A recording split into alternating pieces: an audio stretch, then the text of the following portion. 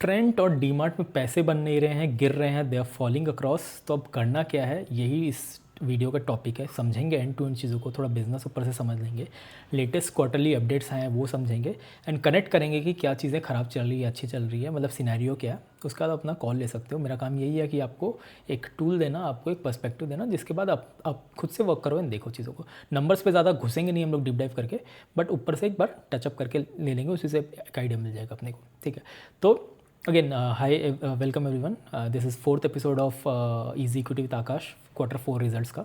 ठीक है, तो चलिए शुरू करते हैं। तो ट्रेंड जो पहली कंपनी है, इसका बिजनेस क्या है ना, तो ये वैल्यू रिटेल फैशन में पूरा इनका स्टोर्स वगैरह। तो इनके वेस्ट साइड स्टोर्स हैं, जूडियो है फास्ट फैशन वगैरह में, एंड इनके कुछ स्टार बाज़ार ग्रोसरीज डिपार्टमेंटल स्टोर्स भी है, सब एक साथ ही मोस्टली लगे रहते हैं। राइट, बैंगलोर में भी आपको दिख जाएंगे, अलग अलग जगह में भी आपको दिख जाएंगे। ठीक है, कोलकाता में जूडियो है, स्टार बाज़ार आई डोंट थिंक सो है, तो वेस्ट साइड भी है, तो वैसा चीज़ है। ठीक है, तो वैसे आप लेके चलो कि अलग अलग सिटीज़ में इनका स्टोर्स रहता है फास्ट फैशन का। ठीक है, तो इसमें गेम क्या हो जाता है ना, जितना आप ज़्यादा स्टोर खोलोगे, जितना ज़्यादा बेचोगे, उतना ज़्यादा आपका प्रॉफिट होगा। ठीक है, तो इनका अभी क्वार्टरली अपडेट आया, रिजल्ट्स नहीं आया, रिजल्ट्स कुछ दिन बाद आ जाएगा, बट यही रिजल्ट्स का प्रॉक्सी ले लो, ऑलमोस्ट सेम ही रहता है। 100 और 95 98% 99% सेम रहता है। 4937 करोड़ इन्होंने बताया कि इस बार किए हैं। लास्ट ईयर सेम क्वार्टर के मुकाबले 41, लास्ट ईयर था 4101, 4100 था, इस बार 4937 है। 20% की ग्रोथ आई है एग्जैक्ट। ठीक है, तो अब सब लोग क्या बोलेंगे ना, भाई 20% की ग्रोथ लार्ज कैप कंपनी में काफ़ी अच्छी है। राइट, अच्छी है, ठीक है, मैं भी बोलता हूँ कि 20-25% के ऊपर, स्पेसिफिकली 25% के ऊपर मैं ज़्यादा प्रेफर करता हूँ, बट 20 में भी चलेगा। 20-25% पे मैं बोलता हूँ कि अच्छी कंपनी है, चीज़ें अच्छी है। राइट, बट चीज़ें क्या है ना कि अब एक्सपेक्टेशन का मिसमैच वाला चीज़ हो जाता है। तो इन्होंने क्या किया ना, कुछ टाइम पहले करीब 2021-22 में इनका जो ग्रोथ आता था पोस्ट कोविड 70-80% से आता था। जैसे अगर मैं 2022 में बताऊं तो 73% से ग्रो किया था, 2021 में भी 80% से ग्रो किया था इन्होंने, उसके बाद 50% से ग्रो किया, फिर 35% से ग्रो किया, अभी 15-20% के ग्रोथ में आ गया। तो अब देखो कि overall year over year growth तो आ रही है 20% की, उससे पहले आती थी 40, उससे पहले 50, उससे पहले 60-70। राइट, तो आप ऐसा समझ लो, आपको अगर सैलरी मिलती है लेट से 10 लाख साल की, ठीक है, अगले साल आपकी 15 लाख हो जाए, आपकी एक्सपेक्टेशन होगी 50% बढ़ेगी आपकी सैलरी। ठीक है,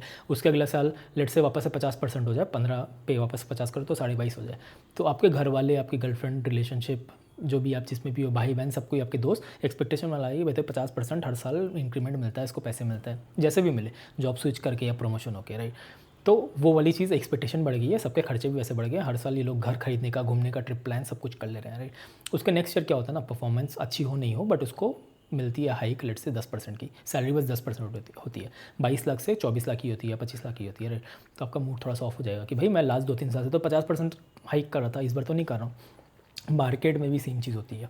ठीक है, मार्केट में भी वही एक्सपेक्टेशन बना हुआ था 2021-22 में 80%, 70%, 50%, फिर एक पॉइंट पे तो 38-40% भी था, बट अभी क्या सीन हो गया ना, और उसी के हिसाब से आप देखोगे स्टॉक भी भाग के 8,000, 8,100, 200 का टॉप मार दिया था। आई थिंक 10-15x हुआ था कंपनी, देख के बता ही देता हूँ आपको मैं।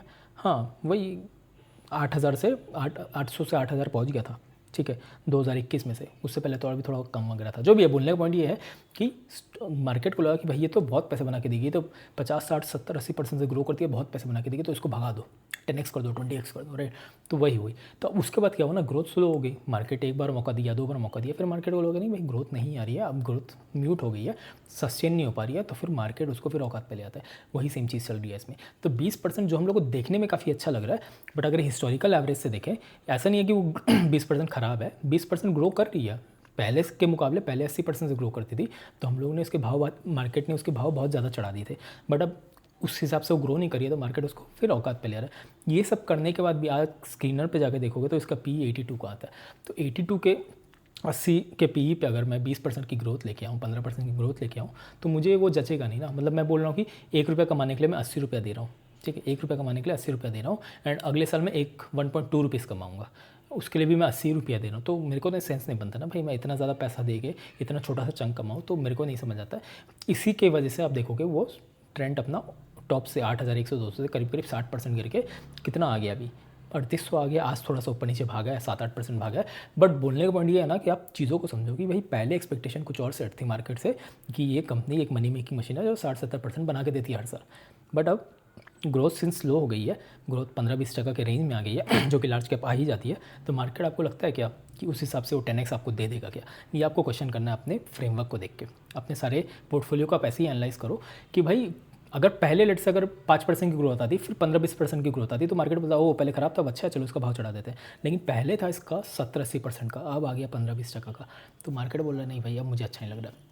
सेम चीज़ डीमार्ट के संग भी चल रही है, सेम एग्जैक्ट चीज़ डीमार्ट के संग भी चल रही है। डीमार्ट क्या है ना, डीमार्ट का वही स्टोर्स है बट ग्रॉसरी डिपार्टमेंटल स्टोर्स है, बड़े बड़े स्टोर्स आते हैं जहाँ कपड़े वपड़े भी मिलते हैं। आई थिंक 30-40% का कपड़ा से आता है एंड बाकी खाना पीना ग्रोसरी वगैरह से आता है, ठीक है। एंड थोड़ा ये लोग एडवर्टीजमेंट भी लेते हैं, जो भी है वो सब हटा दो। मोस्टली इनका समझ लो आपकी इनका वैल्यू ग्रोसरी वैल्यू ये सब का स्टोर है, ठीक है, मल्टीपल स्टोर्स हैं।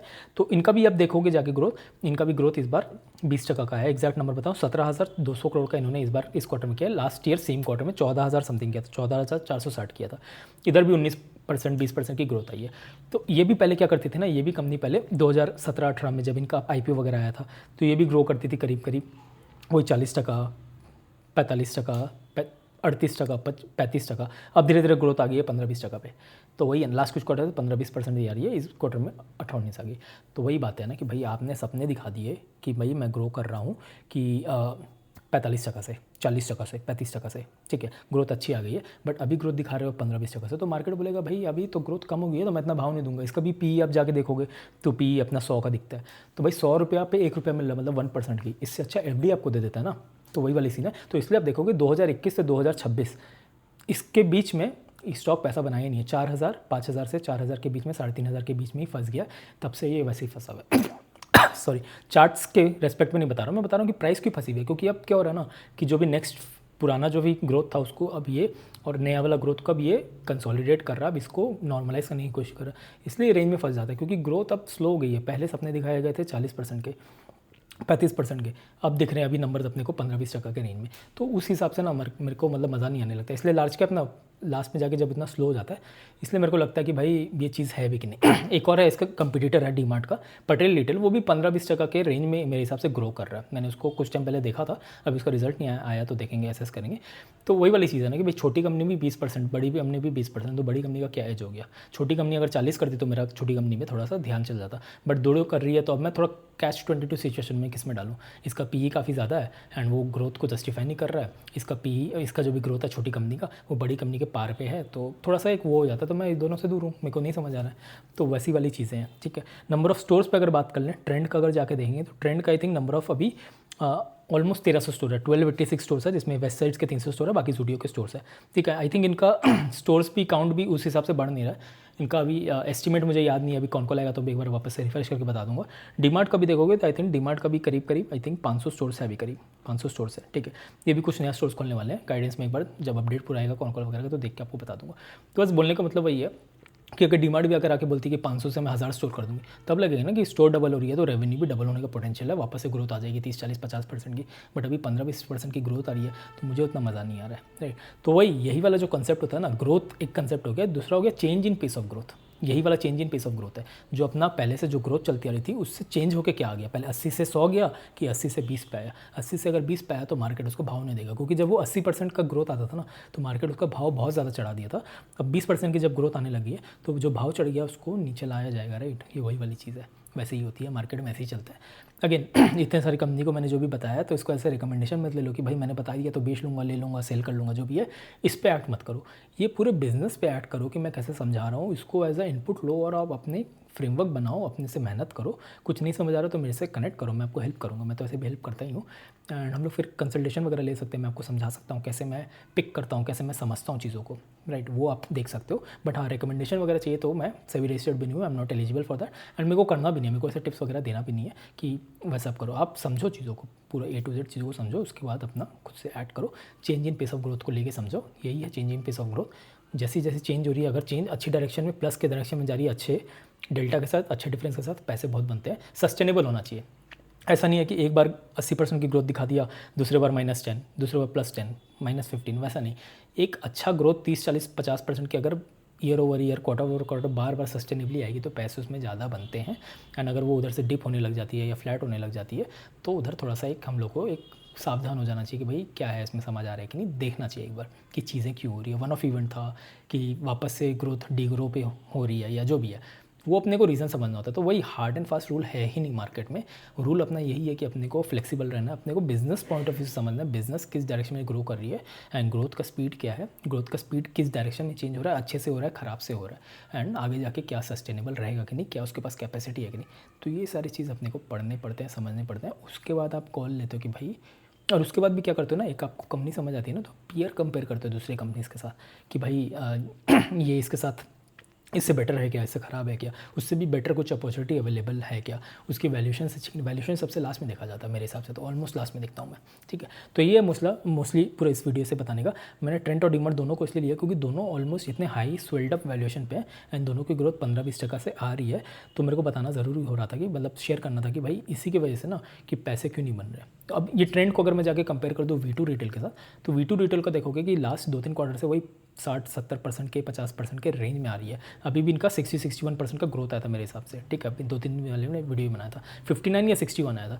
तो वही देखो कि भाई यहाँ पे इतनी बड़ी मार्केट है, मार्केट इतनी बड़ी है, और लेट से हर साल मार्केट थोड़ी बड़ी भी होती है, ये जो भी ले लो इस साल इतनी ही मार्केट है एंड V2 ग्रो करा 60% से। तो जो एक्स्ट्रा मार्केट क्रिएट हुई ना, जो भी मार्केट थी उसका 60% लेट से V2 ले गया, 60% नहीं लिया बट वो ज़्यादा मार्केट कैप्चर किया क्योंकि वो मार्केट का ज़्यादा ग्रो किया ना, 60% से ग्रो किया। बट अपना जो भी ये ट्रेंड है वो ग्रो किया 20% है, तो थोड़ा सा शेयर लिया होगा राइट। अब गोइंग फॉरवर्ड लेट्स से ऐसे ही चलता रहा, V2 50-60% ग्रो करता रहा एंड ट्रेंड थोड़ा सा ही ग्रो करते रहा, तो पूरे इंडस्ट्री में सबसे बड़ा राजा तो V2 ही बन जाएगा ना, सबसे ज़्यादा मार्केट तो वही खा जाएगा राइट। तो उसी को अपने को लेकर समझना है, चलना है कि भाई ग्रोथ इसलिए इंपॉर्टेंट हो जाता है, जितना ज़्यादा ग्रोथ उतना ज़्यादा वो मार्केट शेयर खाता रहता है। इसलिए मैं बोलता हूँ कि सस्टेनेबल ग्रोथ होना चाहिए, ऐसा नहीं कि वन ऑफ इवेंट आ गया।